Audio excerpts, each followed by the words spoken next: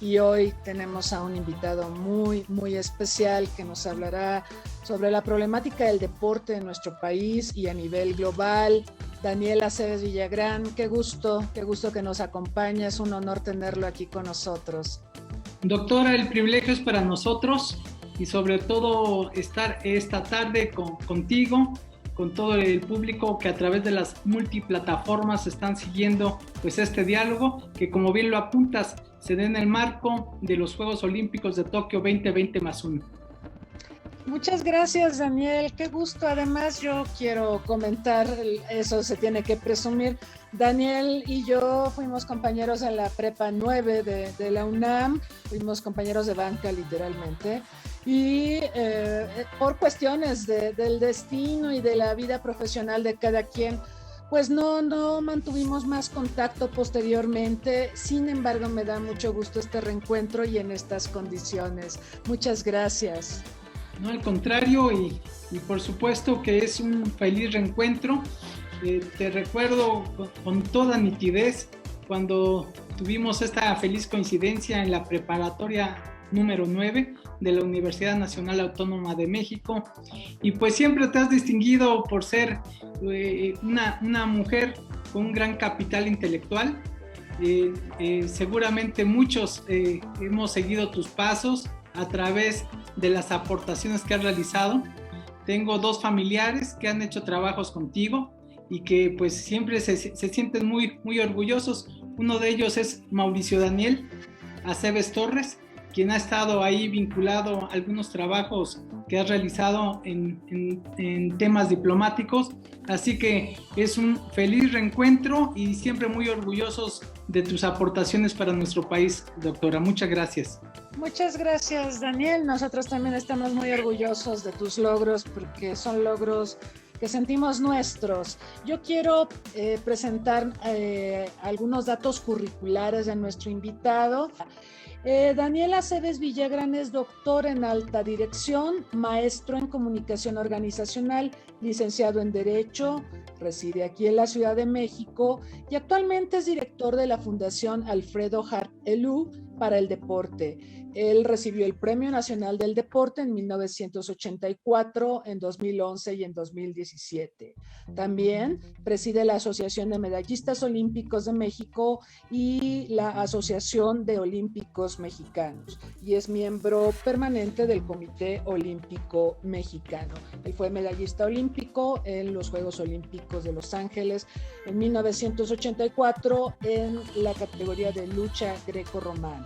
Pero yo, viendo tu Facebook y viendo tu Twitter, me encontré con una frase muy bonita que tienes en Twitter que dice que eres un hombre con más proyectos que recuerdos. Entonces, tú no solo vives de tus recuerdos ni de las glorias olímpicas, tú sigues teniendo proyectos. Me gustaría una reflexión de tu parte respecto a qué tan rápido se puede envejecer en el deporte, pero qué tan importante es seguir adelante con diversos proyectos. Efectivamente, y mucho del impulso de esta filosofía se da en el marco de las y los medallistas olímpicos mexicanos.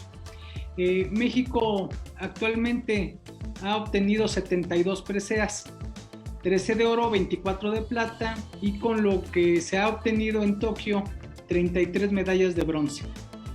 Y algo que me ha tocado vivir por fortuna es conocer a la inmensa mayoría de los medallistas mexicanos, con quienes a través de la convivencia personal, el diálogo, encontré también dejos de insatisfacción, de frustración, porque al fin y al cabo había un entendimiento, desde mi punto de vista equivocado, de que la sociedad tiene una deuda con los medallistas y que ésta se ve insatisfecha al no otorgarse una serie de apoyos o de reconocimientos. Y a través de las 5 oportunidades que he tenido para presidir esta asociación en diferentes tiempos y momentos, como acontece en la actualidad, generamos un acuerdo entre ellas y ellos y tu servidor para promover el que seamos mujeres y hombres con más proyectos que recuerdos. Fundamentalmente porque cuando tienes más recuerdos que proyectos, independientemente de tu edad biológica, empiezas a envejecer. no pudiéramos quedarnos colgados de la nostalgia de lo que fue un acontecimiento extraordinario, que se dio con base a un gran esfuerzo y que sobre todo tuvo una circunstancialidad. Y esta filosofía tratamos de enarbolarla. Hemos publicado hasta la fecha 4 libros, uno de ellos lo titulamos Con ese espectro, sobre todo porque hacemos un recorrido sobre lo que es el deporte olímpico, el significado del movimiento olímpico para la humanidad, y refrendamos que aquellas personas que hemos tenido el privilegio de subir a un podio olímpico, algunos en 4 ocasiones, como es el caso de Joaquín Capilla, tienen en su haber pues una experiencia de vida que compartir. Y ya llegaremos seguramente en la conversación a hacer un análisis sobre lo que está desprendiéndose del fenómeno sociológico de Tokio 2020+1, pero en retorno a esta filosofía, creo que la edad de los deportistas de su edad activa ha ido variando y mucho ha ido dependiendo de la tecnología, de las ciencias aplicadas al deporte. Antes una gimnasta, te diría hace 20, 30 años, que tuviera más de 19 años, ya no estaba dentro de las clasificaciones para destacar de manera olímpica. Buscaban fundamentalmente adolescentes de un promedio de 14, 15 años, como fue el caso de Nadia Comaneci, cuando ella ganó hace 45 años e impuso los récords que conocimos, pues era una adolescente, y hoy en día vemos personas con mayor edad, como el caso de Simone Biles, que ya tienen dentro de su edad biológica mucho más años como consecuencia de los cuidados técnicos y requiero de los cuidados médicos. Pero va cambiando en cada disciplina. Hay disciplinas en donde son mucho más longevas. Un inglés, el día de antier, a los 62 años, pudo ser medallista de plata en la equitación, y así encontramos una joven en patineta a los 13 años de Japón que obtuvo una medalla de oro. Entonces, mucho tiene que ver, María Cristina, el deporte, las propias circunstancias.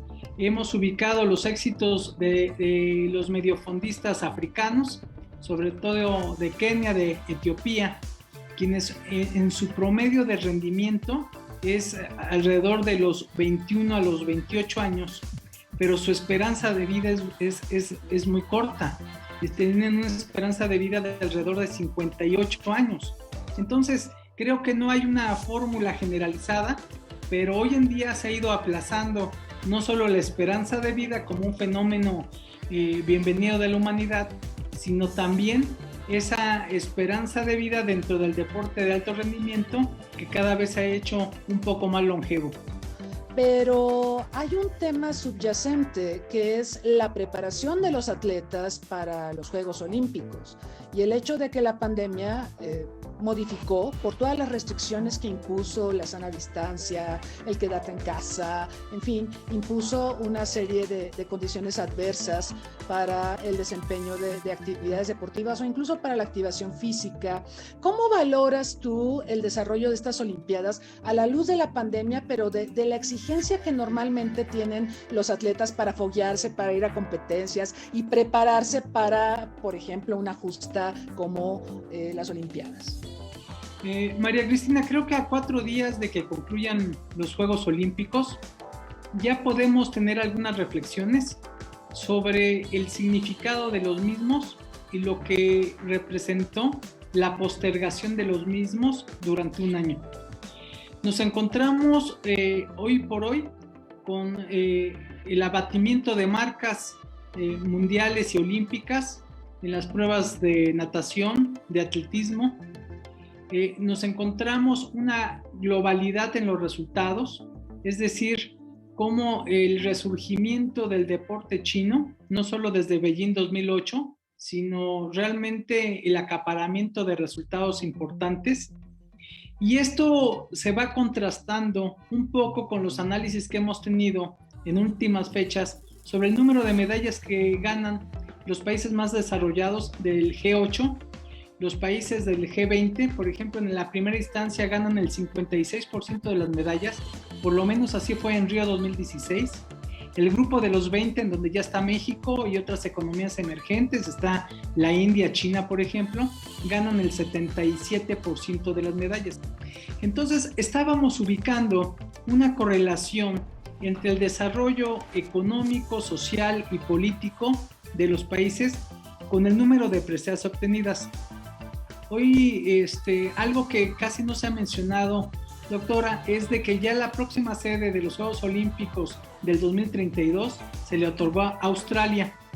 Australia está teniendo pues un desempeño deportivo extraordinario. Se está colocando a ratos en la tercera o cuarta posición del cuadro general de medallas y por lo menos va a estar en los primeros 5 o 6 lugares. Y el caso de algunos otros países que sabemos que Rusia como tal no está compitiendo, lo está haciendo con el nombre del Comité Olímpico Ruso por el doping de Estado que ha sido sancionado por el Comité Olímpico Internacional. También ha disminuido de manera muy sensible sus resultados. El tema de Cuba, hoy por hoy, también hay una disminución muy sensible de las medallas obtenidas, a pesar que reitero y subrayo, faltan todavía 4 jornadas competitivas que arrojarán un número importante de preseas. Pero sobre todo, creo que esta lección de la globalidad que nos está dando los Juegos Olímpicos es que países que no son considerados hegemónicos le están arrebatando preseas a las grandes potencias deportivas. Lo que ha pasado con Ecuador en el ciclismo de ruta, una prueba que dura cerca de 7 horas, que lo haya ganado el ecuatoriano en contra de cualquier pronóstico, en levantamiento de pesas, en la misma natación, que antes había una hegemonía norteamericana muy solvente, ahora es por lo menos 23 países los que ganan medallas de oro, y antes solo eran 3 o 4. Entonces, una lección importante es esa. La segunda, ¿cómo se prepararon? Hay países que lejos de aislarse o de paralizarse en el tema deportivo, siguieron cabalmente la preparación de sus atletas. Y muestra de ello son los resultados que estamos ubicando. Desafortunadamente, algunos países latinoamericanos, algunos países asiáticos, africanos, sí se contrajo esa preparación y los resultados están también de manifiesto. Yo he comentado con algunos atletas, algunos dirigentes de algunos otros países, y me comentan que sus burbujas fueron desde un inicio, desde abril del año pasado, parte del mecanismo que fueron teniendo para mantener su alto rendimiento, su alta competencia. Es decir, buscaron estrategias con medidas sanitarias medianamente aceptables y siguieron su proceso de preparación porque sabían que al fin y al cabo se iban a dar unos Juegos Olímpicos en un ejercicio posterior, pero que ellos no podían sustraerse de otorgarle a los deportistas ni los apoyos, ni las áreas de entrenamiento, ni los equipos multidisciplinarios a los que están acostumbrados. Y desafortunadamente, ejemplos como los de México, sí se cerraron las instalaciones, las federaciones deportivas y las instituciones del deporte no hicieron un trabajo conjunto y dejaron solo el esfuerzo personal o familiar que se entrenaran en sus casas, que mantuvieran un cierto nivel físico, siendo que eso está muy ajeno a una capacidad físico-atlética que tienes en una alberca, en una pista, en un colchón, en un tatami, etc. Sí, lo cual pues lleva a pensar que estos resultados que estamos viendo para el caso mexicano no es el único, por supuesto, hay otros más, sí tiene que ver con que no hubo la preparación debida. ¿Tú crees, Daniel, que se apostó a que se cancelarían definitivamente las Olimpiadas? ¿Crees que pasó eso por la mente de las autoridades deportivas de nuestro país? Yo creo que aquí se conjuntan dos posibilidades. La primera, desestimar que los Juegos se pudieran llevar a cabo, que definitivamente creo que sí pasó por la mente y por el cálculo de muchos sectores, no solo del deportivo. Y la otra es la incapacidad de reaccionar y sobre todo de tener una capacidad de adaptación como la tuvo el Movimiento Olímpico Internacional. El COI ubicó que no iba a haber una nueva normalidad, sino una nueva realidad, como tal incorporó una agenda que se denomina 20-20+5, en donde se subraya el hecho de que el deporte y la cultura física tienen que estar al servicio de la humanidad, que la tripoide en donde tiene que descansar el movimiento olímpico es en la educación, en los derechos humanos, pero fundamentalmente en la cultura. Entonces, esta reacción debiese de haber generado por parte de los comités olímpicos nacionales de todo el mundo una convocatoria a sus gobiernos para poder incidir y que el deporte y la cultura física no solo sean el alto rendimiento, sino sea un mecanismo de promoción de valores universales y que son los valores olímpicos y que son idénticos. No podemos hablar de unos valores olímpicos ajenos o distantes a los principios y valores fundamentales. Entonces, doctora, creo que dentro de este tipo de procesos, solo muy pocas federaciones tuvieron esta capacidad de reacción, de poderle dar seguimiento a los deportistas que ya estaban clasificados o que buscaban su clasificación, pero mayoritariamente, como se dice coloquialmente, cerraron la cortina, lo tomaron como vacaciones, dejaron que solo los deportistas tuvieran algún esfuerzo personal y familiar, reitero, y eso no basta para poder ser de los mejores del planeta.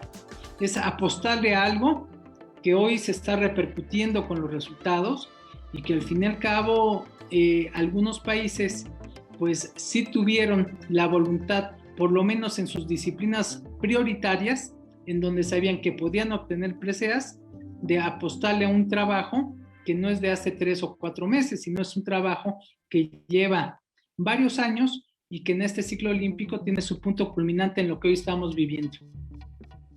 Mencionaste Australia y mencionaste que ganó la sede Brisbane, esta ciudad australiana para los Juegos Olímpicos de 2032, que ya parece una tendencia. Parece ser que solo los países muy avanzados tienen el presupuesto, las condiciones de infraestructura y demás para organizar Juegos Olímpicos. Recordamos también mucha controversia que hubo respecto a Brasil, de que no tenía listas las instalaciones antes de que se inaugurara el evento, en fin. Pero al margen de eso, yo viví un tiempo en Australia y algo que me llamó poderosamente la atención es que hay un fomento de la cultura física deportiva en la población. Son muy deportistas los australianos, ¿sí? Y luego ves sus resultados en el medallero olímpico, lo marcas muy bien. Ahorita pues andan como en el 4º lugar y caen las medallas en una multiplicidad de disciplinas. No es solo natación, no solo el caso de este muchacho, el torpedo, como le decían, sino que es una multitud de disciplinas. Y ahí se ve que hay un fomento de la cultura física, y esto nos lleva también al tema de salud y deporte. En México me parece que hay una desvinculación o no hay un suficiente estímulo, comparando con Australia, podríamos usar otros ejemplos, pero no hay un suficiente estímulo para el fomento de la cultura física y de las actividades deportivas, y esto pensando también en mejorar la salud de nuestra población. La pandemia ha evidenciado un montón de comorbilidades que quizá podríamos sortear de mejor manera con un fomento de la cultura física y deportiva, pero me gustaría conocer tus reflexiones al respecto. Sobre todo, doctora, haciendo una recapitulación de tu comentario en el que coincido total y absolutamente, te diría en principio que los Juegos Olímpicos y Paralímpicos ya solo están destinados a las grandes potencias. Los Juegos Olímpicos más caros en la historia han sido en Beijing, donde se destinaron alrededor de $40,000 millones. El presupuesto para los Juegos Olímpicos pasados en Brasil fue de 12,000 millones. El primer cálculo para Tokio fueron de 7,000 y van a terminar costando $20,000 millones. Así que la próxima sede evidentemente es París en el 2024, después Los Ángeles en el 2028, y lo que acertadamente comentabas sobre la sede australiana para el 2032. Pero está de manifiesto que economías que no tengan una capacidad para poder dedicarle este tamaño de recursos no van a poder ser sede. Ya lo estamos viviendo a nivel regional. Los Juegos Centroamericanos y del Caribe programados para el 2022 en Panamá han sido declinados. Se ha buscado una sede, solo 2 ciudades apostaron por realizarlos, Mayagüez, Puerto Rico y El Salvador, pero hoy en día, hace escasas horas, El Salvador dice que los podría realizar, pero hasta el año 2023. Y en el 2023 en el programa coincide con los Juegos Panamericanos que serán en Santiago de Chile. Es decir, en el mejor de los casos, no van a haber Juegos Centroamericanos en el 2022 y se empatarían por 3 meses en el año 2023, circunstancia que es muy compleja por los costos de cualquier país del área, de los 41 comités olímpicos nacionales que hay en el continente, como para que los países del área centroamericana le apuesten a 2 torneos de esta envergadura, ¿no? Adicionalmente, en México no tenemos una culturización deportiva. Superamos casi 3 veces la media internacional en la tasa de letalidad del COVID-19, fundamentalmente por las enfermedades no transmisibles, por el nivel de obesidad y sobrepeso que tenemos en nuestro país, por la diabetes, que es una epidemia, la hipertensión, cardiopatías, etc. Muchos de estos padecimientos prevenibles a través de la activación física, sin incorporar pues el tema emocional. Esto, doctora, seguramente tendrá que ser un aspecto que se tendrá que atender con políticas públicas, porque está de manifiesto que de acuerdo al módulo MOPRADEF del INEGI, el 58% de los mexicanos no tenemos ninguna actividad física y mucho menos en cuestión de género las mujeres.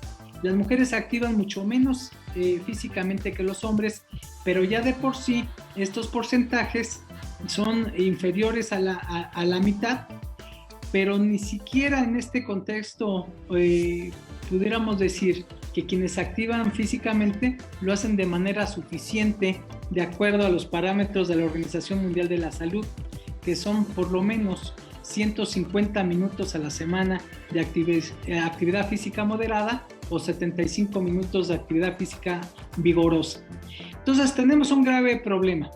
No tenemos en los 2 polos de la pirámide una base en donde tengamos una población que se active físicamente de manera mayoritaria.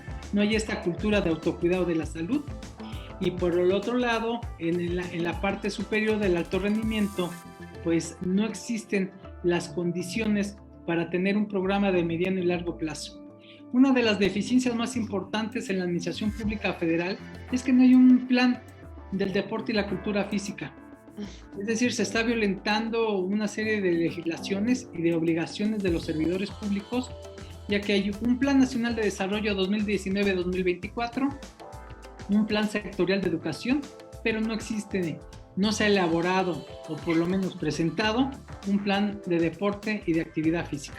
Y preguntan que si México fue debut y despedida con los Juegos Olímpicos del 68, que si México podría organizar otras Olimpiadas. No, muchas gracias. México 68 fue un parteaguas por la capacidad organizativa y por transversalizar con la cultura y la educación unos Juegos Olímpicos. Creo que esa es una de las principales aportaciones, más eventos tecnológicos que en su momento cambiaron la fisonomía de unos juegos. Fueron los primeros transmitidos a color, fueron los primeros en una pista de tartán para el atletismo, fueron los primeros que tuvieron una medición digital y podríamos decir los primeros en muchas cosas, y creo que siempre tendríamos que homenajear una figura como la del arquitecto Pedro Ramírez Vázquez, presidente del comité organizador, y desde mi punto de vista, uno de los mexicanos más extraordinarios que hemos visto en toda la historia. Un arquitecto que sus obras las conocemos en varias partes del mundo, pero donde destaca la escuela rural, que se ha replicado en más de 63 países del mundo. Entonces, ese tendría que ser un programa aparte, hablar del arquitecto Pedro Ramírez Vázquez, pero lo citamos porque él, como presidente del comité organizador de estos Juegos Olímpicos, yo creo que hizo un trabajo extraordinario y un legado que es reconocido hoy por hoy en el Museo de Lausanne en Suiza, en donde está la sede del Comité Olímpico Internacional, y hay un segmento específico en ese museo de México 68, por esto y por muchos detalles que podríamos en su momento comentar. Pero México 68 también dio 9 medallas olímpicas, 3 de oro, 3 de plata y 3 de bronce. Hubieron algo así como 7 cuartos lugares, más o menos los que vamos a tener aquí en Tokio. Pero aquí lo interesante es de que México tenía un crecimiento económico sostenido. Se ha hablado de la posibilidad de que se presentara una candidatura de México para los Juegos Olímpicos en Cancún. Hubo un proyecto hace 10 años de algunos empresarios que no fue atendido ni tampoco soportado por el gobierno, situación que quedó solo en una ocurrencia transitoria. Y yo veo muy difícil el que en los próximos años México pudiera tener una candidatura seria al respecto. Sería deseable, a lo mejor a nosotros no nos tocará verlo ni vivirlo, pero qué orgullo sería que nuevas generaciones pudieran tener los Juegos Olímpicos en nuestro país, y sobre todo bajo una visión de un legado de infraestructura, de un posicionamiento de la marca México y sobre todo en un desarrollo deportivo que tanta falta nos haría. Cierto, el deporte es poder suave, es imagen país, permite presentar a una nación ante el mundo en términos de amistad, de cooperación, y permite también modificar, por ejemplo, alguna imagen que no fuera positiva del país respectivo. Pienso en el caso de las Olimpiadas de Tokio 64, ¿no? Cuando mucha gente tenía en la mente, y había supervivientes de la Segunda Guerra Mundial, tenía en la mente las agresiones de Japón perpetradas en Asia Oriental, y cómo a través de estos Juegos Olímpicos se reposiciona Japón, se presenta ante el mundo como un país amistoso, cooperativo, que fomenta el deporte y que quiere recomenzar y quiere rehacer sus relaciones con el mundo. Entonces eso es muy interesante. Lo de Beijing, China, que ha sido visto como una amenaza para el mundo, en los Juegos Olímpicos de 2008, donde gastó, como bien lo decías, una cantidad estratosférica, ellos lo vieron como inversión en imagen, en posicionamiento de marca país. Entonces, sí, yo pienso en los Juegos Olímpicos de 68, que fueron gestionados con mucha visión además, porque habrás visto, Daniel, que hubo controversias por la altitud de la Ciudad de México. Se decía que la Ciudad de México no era apta para llevar a cabo justas olímpicas porque no se sabía cuál sería el efecto en los atletas, pero al final se logró y todo resultó muy bien, y nos fue muy bien como país, porque siempre cuando tienes a tus atletas en tu país, en tus justas olímpicas, eso también motiva mucho a los atletas, pero sí se ve difícil. O sea, yo veo, por ejemplo, este plan para el Mundial de Fútbol que vamos a hacer entre los tres, entre México, Estados Unidos y Canadá, porque hacerlo uno solo es muy caro, ¿no?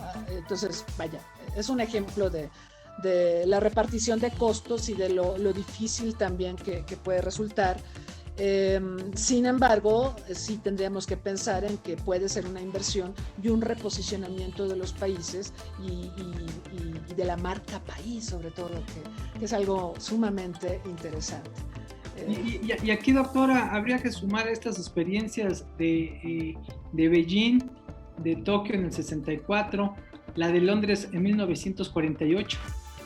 Culminada la Segunda Guerra Mundial, el Reino Unido quiso interpretar precisamente un nivel de recuperación que fue exitoso, y así podríamos citar en los mundiales de fútbol pues el tema de posicionamiento de esa marca país a través de eventos que incorporan el interés global.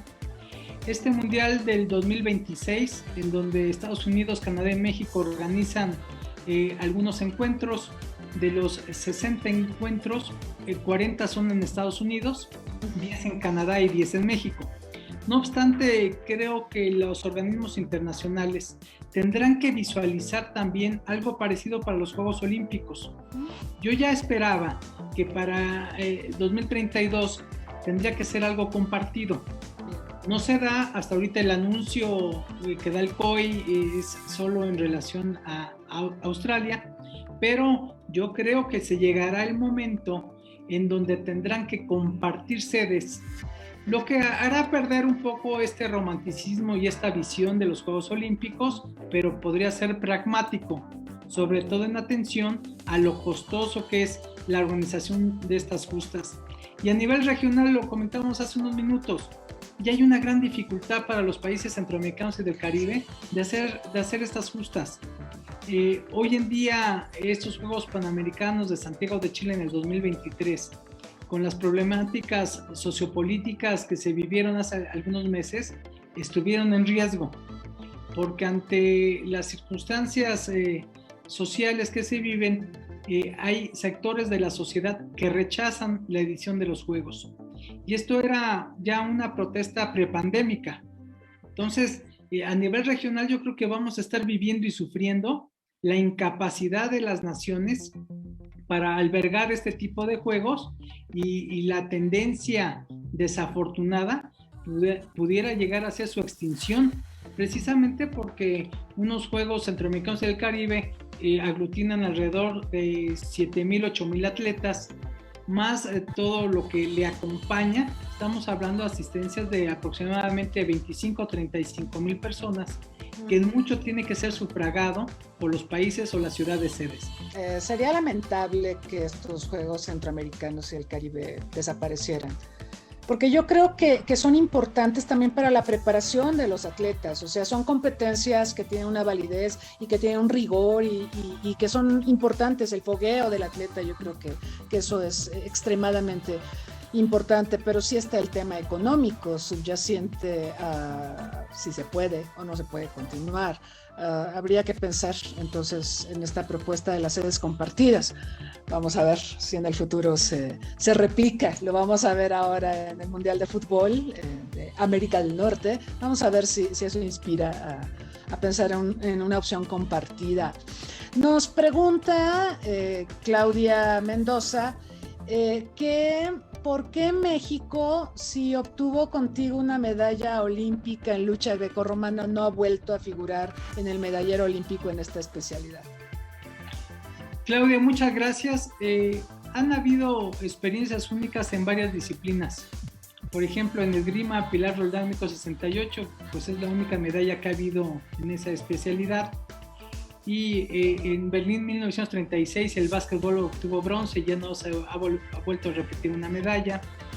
En tiro deportivo en Los Ángeles 32 Gustavo Huet ganó una plata y ya no se volvió a repetir, aunque Alejandra Zavala quedó cuarto en Río 2016. Creo que hay una serie de circunstancias de falta de políticas públicas y de poder profesionalizar la administración del deporte a nivel de las federaciones. Son asociaciones civiles regidas por el Código Civil y que al fin y al cabo les dan una figura en donde sí son sujetos de derechos y de apoyos, pero en contraparte no existe un seguimiento cabal para que haya una eficacia y una eficiencia en su actuar institucional. Hoy por hoy yo creo que el replanteamiento en el tema del deporte tiene que ser no solo la erogación del sector público por el mismo, sino el involucramiento del sector privado. Y este ejemplo lo tenemos allende las fronteras y lo tenemos en Estados Unidos, en Canadá, ya en Brasil. Propio España cambió esta metodología para Barcelona 1992 y hoy en día son países que tiene un desarrollo muy importante, ejemplar, en donde al sector privado le distribuyen disciplinas para que le aporten, obviamente con estímulos fiscales. Entonces, yo creo que sí tenemos que aprender mucho de las experiencias internacionales en relación a cómo apoyar y cómo desarrollar alguna disciplina. Y en el caso de la lucha, hubieron por lo menos 2 décadas que hubo una federación que lejos de aportar sustrajo a la participación de generaciones. Hace apenas 3 años hubo un cambio en la federación.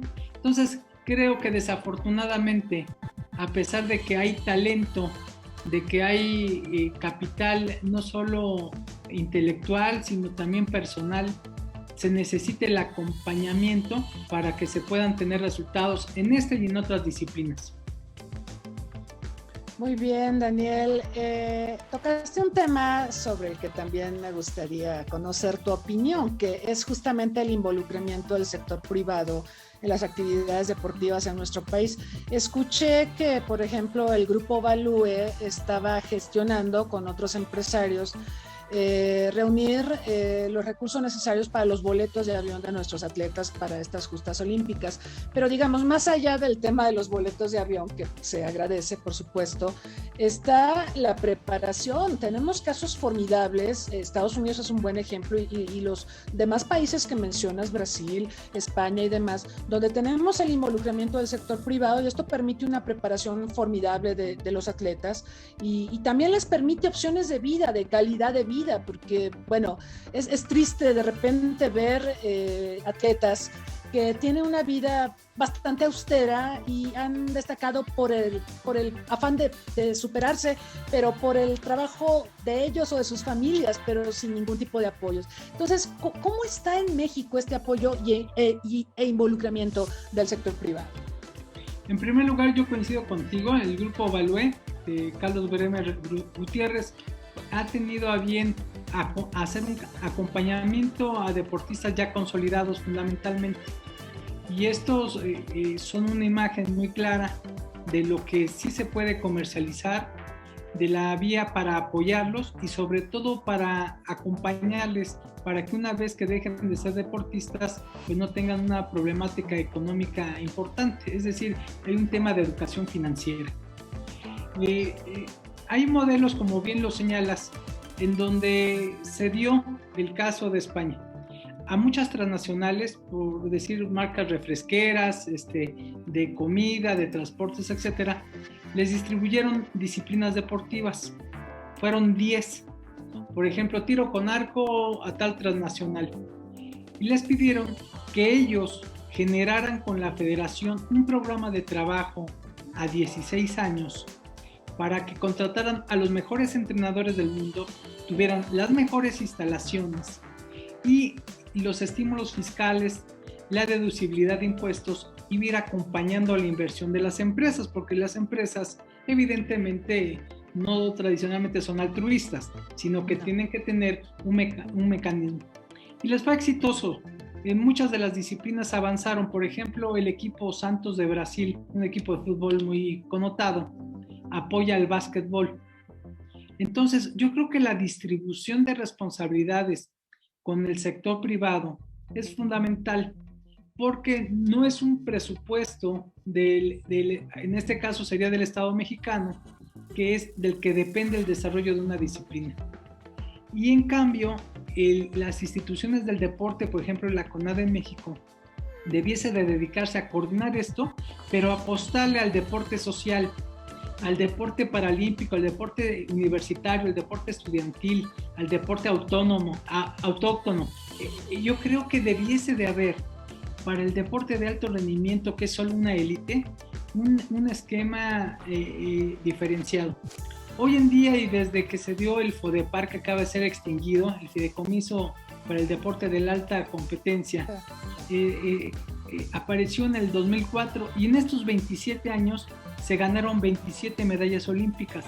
Pasamos de un país que, por ejemplo, en Múnich ganó una medalla, que en Montreal ganó solo 2 preseas, que en Moscú ganó solo 3 preseas, que en Los Ángeles 84 ganó 6, que en Seúl 88 solo 2 de bronce, y así te puedo ir diciendo. O sea, hemos sido un país de promedio de 2.5 medallas.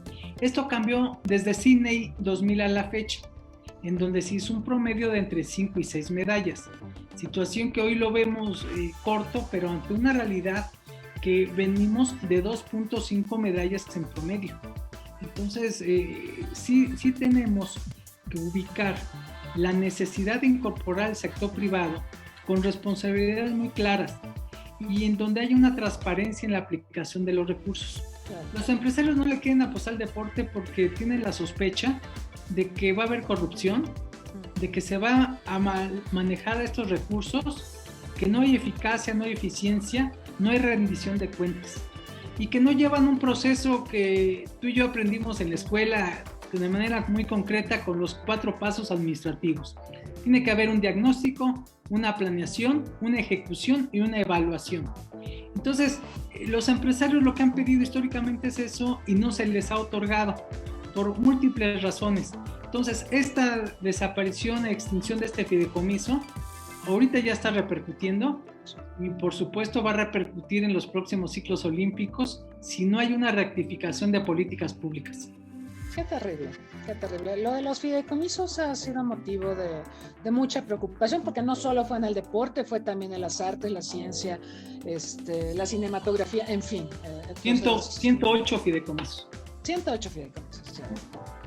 Y quisiéramos ver que esos recursos que se liberaron se aplican en, quisiéramos la transparentación, si me permiten utilizar este término aberrante, de cómo se utilizan los recursos que se dejaron de aplicar a estos fideicomisos. Es triste. Hay otra pregunta que nos mandaron de Facebook aquí al chat, y la pregunta es de Ubaldo Quiroz. Dice, ¿consideraría la posibilidad de que todos los medallistas olímpicos realicen jornadas de promoción de sus respectivos deportes en centros escolares? Ubaldo, una de las consideraciones logradas en los últimos años fue que la Ley General del Deporte y Cultura Física y su reglamento incluyeron un estímulo para los medallistas olímpicos y paralímpicos. Actualmente los medallistas de oro tienen un estímulo de 13,000 pesos mensuales, plata 11,500 y bronce 10,000 pesos. Y lo que nosotros hemos realizado como corresponsabilidad es donar un día al mes para participar en tareas de carácter social. Y esto pues ha sido bastante exitoso. Hay una Asociación Mundial de Olímpicos, tengo el privilegio de presidir actualmente en el capítulo México esta asociación, y tenemos un programa muy importante con contacto con 800 olímpicos, que están incluidos por supuesto los medallistas. La mayor parte de ellos participa dentro de un esquema que no está normado, pero yo creo que también es una parte de una corresponsabilidad ética para promover el deporte y la cultura física. Lo que es cierto es de que un buen deportista no necesariamente es un buen entrenador, ni necesariamente es un buen dirigente deportivo. Son carreras paralelas que tienen trayectorias distintas. Entonces, no podríamos apostarle a que una compañera o un compañero enseñara su deporte, dependiendo cuál fuera, si necesita equipamiento o no. Porque a lo mejor no tiene las bases metodológicas, pedagógicas para impartir una clase. Sí puede compartir su experiencia de vida porque la ha vivido. Puede experimentar estos promocionales de los valores olímpicos y de lo que vivimos, que es mucho por ahí donde trabajamos. Y con esta alianza con la Fundación Alfredo Harpelú para el Deporte, que es donde laboro, pues hemos implementado 3 conceptos básicos: la prevención de las adicciones, la promoción de una cultura de autocuidado de la salud y el fomento de una cohesión social a través de una cultura cívica de la paz.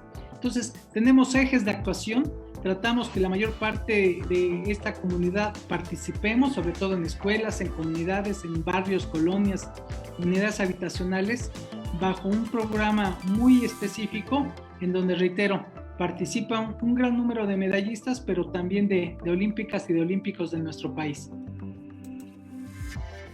Pregunta José Antonio, no nos puso su apellido, pero es José Antonio, que ¿cuál es el pronóstico previo a la culminación de los Juegos Olímpicos y qué sigue para México? Y en su opinión, ¿cuál es el panorama para nuestro país? José Antonio, nosotros hicimos un pronóstico de 5 medallas. La CONADE, a través de su titular, pronosticó 10. El Comité Olímpico Mexicano 6. Hoy por hoy tenemos 3 de bronce. Seguramente en las disciplinas que faltan por culminar y donde México tiene presencia, se pudiera encontrar 1 o 2 preseas más. No creo que hubiera una sexta, si bien nos va. Creo que ha estado totalmente acreditado el que no estamos como país preparados para tener una presencia muy destacada en Tokio. Han habido individualidades y además nuestro reconocimiento al esfuerzo que se ha hecho tan serio, tan profesional de nuestros deportistas, pero también hay otros aspectos que quedan a deber, como el tema del béisbol, que son profesionales 100% y en donde muchas de las aspiraciones del sector beisbolero pues quedaron canceladas con los resultados que sabemos al perder sus 3 encuentros. Entonces yo creo que la calificación no puede ser generalizada, tendría que ser mucho más particular, más individualizada, y han habido expresiones extraordinarias de los resultados, pero también algunas disciplinas y algunos deportistas de los que se pensaba tenían posibilidades más elevadas y que pues han quedado lejos de los pronósticos. Pregunta Moisés Ruiz en Facebook que cuál es la situación respecto al box y al fútbol, que normalmente se percibe que estas actividades deportivas reciben muchos apoyos, pero que en cambio otras, como halterofilia, que ahora nos dio la sorpresa de una medalla de bronce, ni siquiera tiene visibilidad. ¿A qué obedece esta situación? Moisés, desde 1991 dejó de existir el concepto amateur, ya todo el deporte olímpico es profesional. Sí. Y por eso en Barcelona ya se presentó el equipo de básquetbol conocido como Dream Team de los Estados Unidos, como símbolo de que los profesionales ya participaban en los Juegos Olímpicos, de que las personas podían ser remuneradas, que aquellos castigos de antaño de las personas que recibían $5 por jugar un partido de béisbol y se les retiraban las medallas, como a Jesse Owens, pues quedan en el baúl de la basura de lo que determinó en su momento el movimiento olímpico. Y esto se ha transformado. Y el tema del boxeo ya aborda el profesionalismo, pero no ha podido ver un sincretismo adecuado. Tan es así que ninguno de los profesionales que fue a Río o que está yendo a Tokio ha ganado una presea. Las reglas son diferentes. Aquí en México se ha combatido mucho que los profesionales participen en los procesos selectivos. Hay un distanciamiento muy importante entre el Consejo Mundial de Boxeo y la Federación de Boxeo. Hay una repulsión de programas, de personas y de conceptos.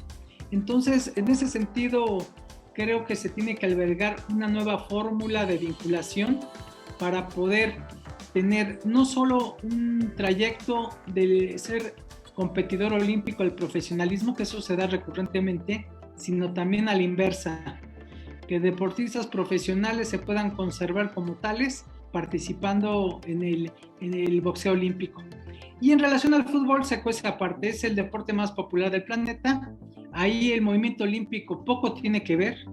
Tiene en México una federación más que solvente, equiparable a alguna paraestatal trascendental, y creo que el fútbol como tal pues tiene todos los apoyos que requiere una organización multimillonaria con presencia global y que además pues es el deporte por excelencia que mueve y conmueve los pensamientos y las emociones de la mayor parte de los mexicanos.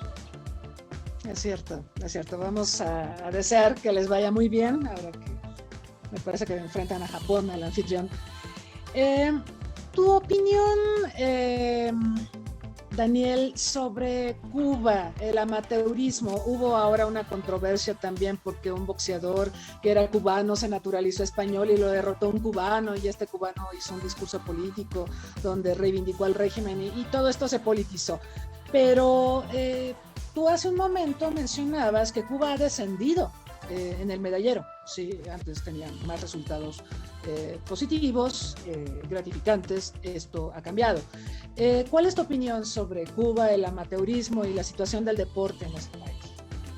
Hay que recordar que desde que se afianzó la Revolución Cubana en 1959, uno de los apoyos más importantes políticos y económicos fue de la Unión de Repúblicas Socialistas Soviéticas, quienes como un acto fundamental mandaron en su primera mesada, por así llamarlo, 400 entrenadores soviéticos a desarrollar el deporte en Cuba.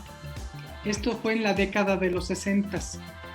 Ya para los 70, Cuba ya era una potencia deportiva. hablar de Alberto Juan Torena ganando en Montreal 76, hablando de Mijail López, 4 medallas de oro olímpicas en lucha, y de Sotomayor en salto de altura. O sea, hay una constelación de estrellas, fundamentalmente en el boxeo, en la lucha y en el atletismo y en el judo cubano. Y así podríamos significar que no solo fue ya una potencia regional, continental y mundial durante varias décadas, aquellas en las que duró el apoyo soviético. Una vez que cae la Unión Soviética, se disgrega en 15 nuevas repúblicas, hay una nueva realidad rusa, dejaron de fluir estos apoyos económicos, de asesoría y de campamentos entre la ex Unión Soviética y Cuba, y con Rusia fueron a la baja. Y ha ido una curva descendente. Y en los últimos Juegos Centroamericanos y del Caribe, Cuba no ganó, ganó México, el cuadro general de medallas. Ya en los Juegos Panamericanos de Lima en el 2019, Cuba ya no estuvo en los 5 primeros lugares. Lo ganó Estados Unidos, Brasil y México los 3 primeros puestos. Y así podemos ubicar un descenso importante ante la falta de los recursos económicos. El deporte requiere recursos financieros, materiales, económicos, técnicos, de ciencias aplicadas al deporte, que tienen un costo que hoy por hoy el régimen cubano no está pudiendo sostener. Los resultados que estamos viendo son consecuencia de esa inercia, de grandes atletas, de la formación de grandes entrenadores. Y doy un comparativo. En México tenemos como 115,000 maestros de educación física con cédula profesional. En Cuba, con 13 millones de habitantes alrededor, tiene 140,000 maestros de educación física. Entonces, es parte de un régimen que le ha apostado al tema del deporte como marca país, como lo estábamos comentando. Así es. Y en la Guerra Fría, un tema fundamental entre la ex Unión Soviética y los Estados Unidos fueron los campeonatos mundiales, los Juegos Olímpicos, en donde trataban de significar que tenían un modelo económico con una juventud más exitosa. Y desafortunadamente, con la República Democrática Alemana, pues empezaron a generar el doping de Estado. Es ahí donde nace mucho de lo que hoy vive Rusia, su suspensión por parte del COI, precisamente porque la búsqueda de los campeones ya no solo era para un tema deportivo, sino era un tema ideológico, era un tema económico y sobre todo de prestigio ante su sociedad. Sí, es lamentable. Es parte de toda esta crisis que ha vivido Cuba con el colapso soviético y bueno, han sido tiempos difíciles para ello, lo estamos viendo actualmente. Hay un par de preguntas más y quisiera ponerlas a consideración de nuestro invitado. Nos estamos acercando al final de esta interesantísima entrevista, pero también quisiera darle oportunidad de una reflexión final. Entonces, voy a leer ambas preguntas. Una, ¿qué haría Daniel Aceves si fuera el titular de la CONADE? Y Carla Huerta pregunta, ¿qué tanto y cómo ha influido en los actuales Juegos Olímpicos el recorte al presupuesto de la CONADE? Sí, en orden inverso.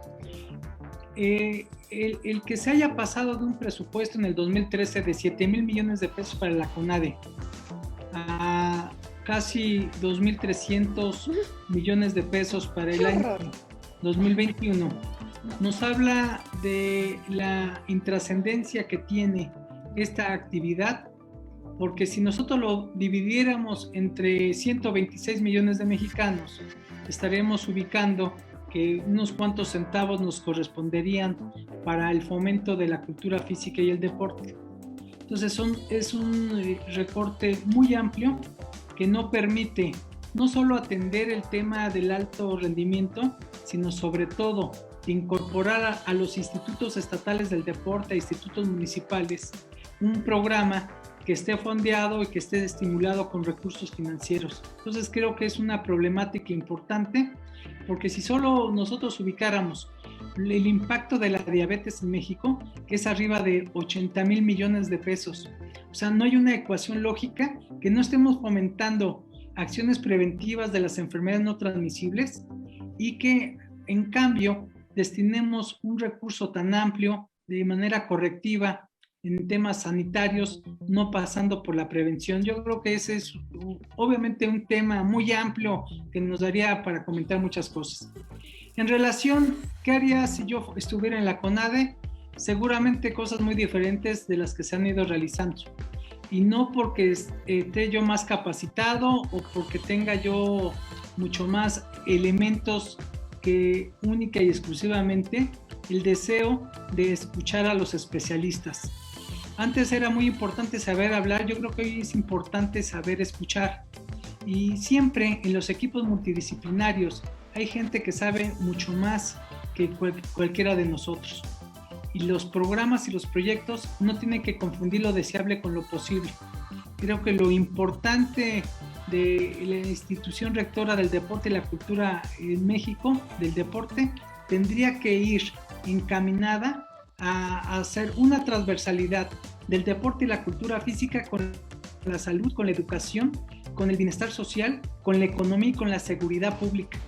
Si no hay una apuesta integral de esta transversalidad, realmente estaríamos solo ubicando un episodio como se ha vivido durante décadas, sin otorgar la posibilidad de mejorar la calidad de vida y la esperanza de vida de la población mexicana. Estas cifras son demoledoras, Daniel. O sea, estamos gastando la tercera parte de lo que se gastaba en 2013 en la CONADE. Así es. Siendo que aumentó el costo de vida, hubo inflación, somos más mexicanos. O sea, qué cosa tan espantosa. No. Bueno. Habrá ocasión de seguir reflexionando sobre estos temas. Yo quisiera pedirte, Daniel, agradeciendo por supuesto tu gentileza, tu tiempo, tu disposición, una reflexión final sobre qué debemos hacer, qué podemos esperar, qué decirle a los jóvenes a propósito del deporte. Yo sé que necesitamos esta guía y esta visión integral, porque incluso cuando ves el concepto de salud de la Organización Mundial de la Salud, te dice que es un estado de completo bienestar físico, mental y que depende de una serie de condicionantes, no es solo luchar contra una enfermedad, sino que necesitas un medio ambiente apropiado, necesitas seguridad pública, necesitas instalaciones, necesitas educación, o sea, es un todo y no tenemos ese todo, ¿no? Yo siento que todo lo que has dicho se resume en que el deporte es una cosa aparte, exótica, al decir de algunas autoridades de este país, y se le da para que pues algo de dinero para que podamos tener presencia en las Olimpiadas, pero no hay ninguna planeación y no hay una visión de posicionamiento de marca país, por ejemplo, ¿no? Alrededor de nuestra participación en Juegos Olímpicos. Entonces, ¿qué decirle a los jóvenes con este escenario que realmente se ve bastante mal? ¿Qué les dirías? ¿Hay, digamos, esperanza? ¿En qué podemos pensar tratando de ser optimistas? Sobre todo, doctora, que una de las lecciones más importantes del deporte y la cultura física es la resiliencia. Y esto significa simple y llanamente sobreponernos como seres humanos a los obstáculos y a las dificultades. Hoy vivimos una nueva realidad. Creo que la salud siempre ha sido el bien más preciado, pero dicen los filósofos, la salud a lo mejor no lo es todo, pero sin salud no hay absolutamente nada. Y un mecanismo de cuidado de la salud es precisamente activarnos físicamente, el poder invertir en nosotros, invertir un tiempo adecuado, de acuerdo a las posibilidades, a nuestro género, a nuestra edad, pero al fin y al cabo vamos a tener una contribución en nuestra calidad de vida. Creo que no pudiéramos nosotros estacionarnos en donde pues todo está mal y no hay nada que hacer. Yo creo que es todo lo contrario. Hay áreas de oportunidad. Los foros que realizas, doctora, son un foro de oportunidad para visibilizar temas de este tipo, para abrir un debate y para hacer propuestas que se pudieran convertir en políticas públicas. Yo creo que el Poder Ejecutivo y el Poder Legislativo tienen una gran oportunidad de que una vez concluidos estos Juegos Olímpicos y vienen en un mes los Juegos Paralímpicos, haya un replanteamiento y un relanzamiento de este esquema gubernamental en el que el sector privado participe activamente.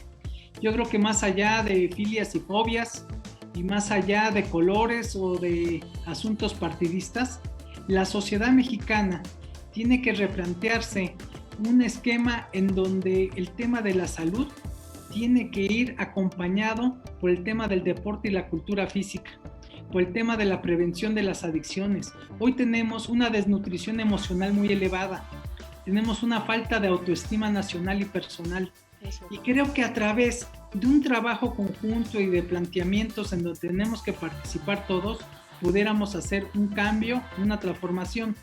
Y por eso yo culminaría diciendo que siempre existe la posibilidad de parafrasear a personas como Octavio Paz. Él decía que la libertad no era un movimiento social, religioso, político, sino solo era la libertad de decir sí o no. Y yo creo que le tenemos que decir sí a esta cultura de autocuidado, empezar por nosotros mismos y cultivar no solo una autoestima que nos permita tratar de ser mejores seres humanos con todas nuestras luces y nuestras sombras, sino que sobre todo busquemos articular mecanismos en donde haya disciplina, constancia, perseverancia y que eso nos sobrepasemos al propio entorno que hoy estamos viviendo. Entonces, doctora, yo te digo que he sido muy feliz por este reencuentro, sobre todo por tener esta posibilidad de intercambiar puntos de vista, aún coincidiendo o no, siempre es un elemento sustancial el poder escucharte más que en tus cuestionamientos, en tus reflexiones, que son de alta capacidad internacionalista y que sobre todo, de verdad, tenemos una gran admiración por lo que has hecho de tu vida profesional y aprendemos mucho de tus escritos, de tu pluma, pero también de tu voz. Muchas gracias, Daniel. La admiración es mutua. Reitero, por supuesto, mi agradecimiento y espero que tengamos oportunidad más adelante de volver a coincidir para analizar estos problemas tan complejos.